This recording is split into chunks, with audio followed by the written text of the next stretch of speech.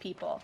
And yesterday, the president once again showcased why he is the most transparent and accessible president in American history when he held his fourth open press cabinet meeting.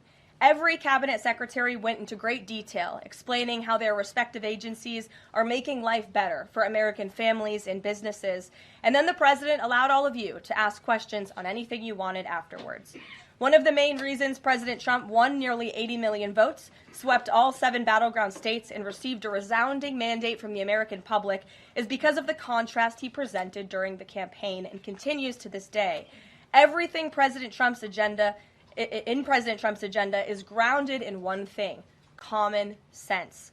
While the Democrat Party went off the deep end and doubled down on pure craziness, President Trump pledged to restore common sense back to the United States of America. In a little more than 3 months, that's exactly what he's done. He recognized that America is a sovereign nation that cannot survive if it does not protect its territorial borders. So he secured the border in record time and ended the mass invasion of tens of millions of illegal aliens into our homeland. The president knows his top responsibility is ensuring the safety of the American people, which is why he's arresting violent illegal alien invaders in our communities who threaten our public safety. And it's unacceptable to President Trump to allow rampant waste, fraud, and abuse of Americans' precious tax dollars, which is why the president championed a historic DOGE effort that saved nearly $200 billion already. President Trump knows America is blessed with an abundance of liquid gold below our feet in the form of fossil fuels. So he ended Joe Biden's reckless war on American energy and is restoring American energy dominance to lower costs and strengthen our national security. President Trump believes Americans should be free to drive whatever car they want, so he ended Joe Biden's disastrous EV mandate and promoted true consumer choice. President Trump stood up for the Constitution's promise of colorblind equality before the law, so he terminated radical DEI preferencing and federal contracting and directed federal agencies to relentlessly combat private sector discrimination. DEI seeks to divide and pit Americans against each other based on immutable characteristics. President Trump put an end to it. In President Trump's America, individual dignity, hard work, and excellence are the only things that will determine if you get ahead. President Trump is a proud free speech champion, which is why he ended Joe Biden's trampling of free speech rights and the federal government's censorship of American speech on online platforms. The president believes college students have a right to speak their minds and go to school safely. Again, common sense. So he took bold action to protect Jewish American students from harassment by pro-Hamas radicals on their campuses. And President Trump knows that America's children are our future, and he'll never stop fighting for them. That's why he ended the radical, un-American indoctrination of children by eliminating support for divisive, radical gender ideology and equity ideology, and why the president protected parents' fundamental rights. And lastly, the president believes in fundamental biology. Isn't that something? Which is why he made it the official policy of the United States government that there are only 2 sexes, male and female. And because men and women are biologically different, President Trump ended the unfair, demeaning practice of forcing women to compete against men in sports and having their private spaces invaded. When President Trump promised a complete restoration of America and the revolution of common sense, he meant it. And over the next 100 days, get ready for historic trade deals, budget deals, and peace deals. For more on President Trump's common sense revolution, I will turn it over to our White House Deputy Chief of Staff for Policy, Stephen Miller. Stephen, thanks for coming in today. Thank you, Karoline. Great to be up here with you, and great to see so many familiar faces I've had a chance to get to know over a number of years as we gather this morning to continue our celebration of President Trump's unprecedented and historic first 100 days in office, what are without doubt the greatest 100 days to begin any American presidency in the history of this nation. This week you've heard about the historic actions President Trump has taken to secure our homeland, to secure our sovereignty, to secure our economy and our supply chains and our industrial base. Today, you're also going to hear from me about what President Trump has done to secure our values, our culture, and our way of life from the unwavering assault from the radical left and the communists and the Democrat Party. One of the most significant crises that President Trump inherited upon taking office was the wave of racial discrimination, so-called diversity, equity, and inclusion policies that have taken over both public sector and private sector entities all across the United States of America. Perhaps the most dramatic example of this is that our air traffic controllers were being hired and promoted based on race and gender, not their ability to conduct our nation's air traffic. I would estimate that probably 90% of Americans would agree with the statement that airline safety should be based on your ability to keep, airline safety jobs should be based on your ability to keep planes landing and taking off and flying safely, not on what demographic box you check. President Trump has ended across the entire federal government all hiring, recruiting, retention, promotion, and training based on race and sex. This includes in our law enforcement agencies. So, again, when we took office, even in sensitive law enforcement, national security, and intelligence agencies, we were hiring individuals not on their ability to carry a weapon, not on their ability to keep Americans safe, not on their ability to conduct sensitive intelligence operations, but based upon race and sex. And obviously, that is unacceptable. It's going to be merit-based across the whole federal government. But this wasn't just the federal government. This was the private sector, and this was also, of course, our entire university and education system. So President Trump's Department of Justice, working with other departments and agencies, have made clear that this administration is going to fully enforce Title VI, Title VII, and Title IX of our federal civil rights code. Discrimination based on race and sex is prohibited by law, and this administration will vigorously enforce that. And companies, small or large, that violate plain text of federal statutes will face appropriate financial and other penalties. This administration is not going to let our society devolve into communist, woke, DEI strangulation. We are going to have a system of merit, which is not just a social and cultural issue, it's an economic issue. When you hire, retain, and recruit based on merit, as President Trump has directed, you advance innovation, you advance growth, you advance investment, you advance job creation, you create the best and safest product for all Americans. When a citizen goes to, say, a hospital in a medical emergency, they don't care what race or sex their doctor or their nurse is. They want the best treatment they can get in that emergency. When they're flying a plane or when they're on an aircraft, they want that pilot to be the best pilot, the safest pilot, not caring what that pilot's race or sex is. This applies across the whole government.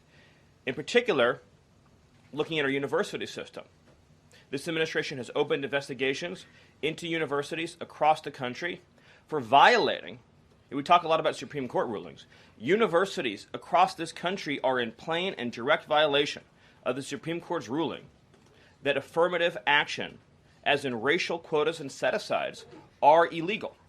Students must be admitted to universities on a color-blind basis. But we have demonstrated through clear evidence that our university system, including our medical schools, and perhaps particularly our medical schools, are engaging in race-based discrimination, racial set-asides, racial quota schemes, and other efforts to evade the Supreme Court's ruling, and again, the plain text of federal statute. So universities are on notice, and universities are already facing the financial consequences of their noncompliance with federal law. The clearest example that we're all familiar with, of course, being Harvard, which is engaged in repeat, systemic, and sustained violations of federal civil rights law. Another area of civil rights law that we talk about a lot, of course, is Title IX, sex-based discrimination. And this administration ended the Biden administration's policy and the Democrat Party's policy of allowing men into women's sports, men into women's spaces. We are using every single legal and financial tool we have at President Trump's direction to make it clear that schools and universities are and will lose federal funds, as you've seen in Maine, if you allow men to invade women's sports and women's spaces. And this applies to our whole K-12 system. The Department of Justice is also coordinating with state and local law enforcement to fight child abuse in our school systems. It is child abuse to change a child's gender, particularly if you do not inform the parents. In other words, if a 5-year-old or a 6-year-old goes to school, or a 7-year-old goes to school, and the teacher tries to turn the boy into a girl or the girl into a boy, that is child abuse. And this administration is treating that as child abuse. And it is a gross violation of parental rights.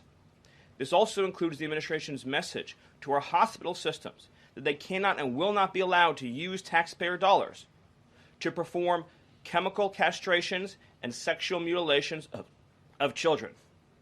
Castration surgeries, castration drugs, sterilization treatments of children are barbaric. They violate all sound medical ethics. They are completely unwarranted. They harm children for life irreversibly. It is child torture. It is child abuse. It is medical malpractice.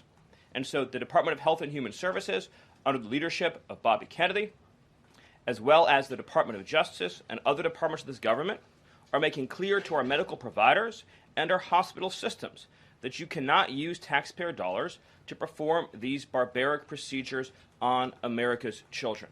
And HHS has systematically eliminated all of the junk, fake science that was produced under the Biden administration promoting sex changes on children, promoting the idea of sterilizing children.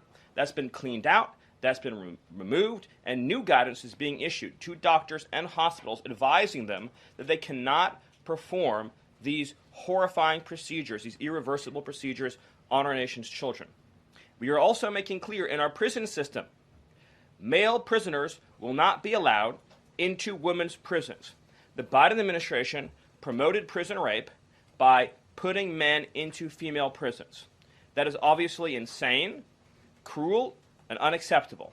And even though the Democrat Party and Hakeem Jeffries and the Democrat media continue to fight to put men into women's prisons, this administration will not allow that. And will not allow men, as well, in our K-12 system, into women's private spaces and restrooms.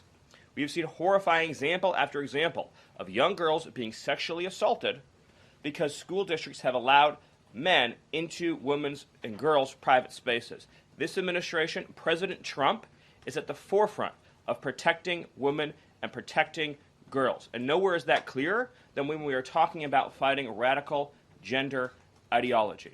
This administration is also fighting to get critical race theory out of our school districts. Children will be taught to love America. Children will be taught to be patriots. Children will be taught civic values for schools that want federal taxpayer funding. So as we close the Department of Education and we provide funding to states, we are going to make sure that these funds are not being used to promote communist ideology. For any nation to be successful, it cannot teach its children to hate themselves and to hate their country. So these are a few of the areas in which President Trump has fought the cancerous, communist, woke culture that was destroying this country, where we were led to believe that men were women, that women were men, that racial discrimination was good, that merit was bad, and that safety and physical security mattered less than the feelings of liberal ideologues. The president has also fought to return the Department of Justice to its core mission of protecting public safety and locking up violent criminals, instead of using the Department of Justice to target conservatives, to target Christians, to target people of faith. The last administration cruelly and shamefully used the power of the Justice Department to go after law-abiding Americans, in particular Trump supporters, conservatives, and Christians. That persecution has ended. The Department of Justice and the FBI are back in the business of going after bad guys, of going after gangs, of going after criminals, and keeping Americans safe. Let me just conclude before taking questions by noting that when you look at the sweep of the first 100 days, every single crisis that has afflicted America for years, sometimes decades, sometimes generations, this president has fought head on. He has taken on every entrenched power structure and system all across this government, this swamp, this town. That includes, of course, the DOGE efforts to slash corrupt, wasteful government spending, graft, and corruption, and to stop billions of taxpayer dollars from going to radical left NGOs. These are left-wing nonprofits that are used to advance illegal immigration, to advance open borders, to advance gender ideology, and to advance all of this insanity that has been turning our country in the wrong direction for so many years. President Trump took head on the trade crisis afflicting this country with the destruction of our manufacturing and industrial base,